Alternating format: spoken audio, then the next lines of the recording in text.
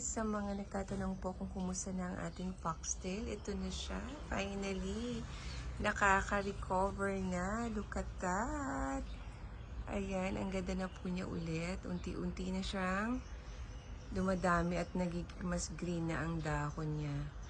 Yay! Medyo nakulangan po kasi siya sa araw, no?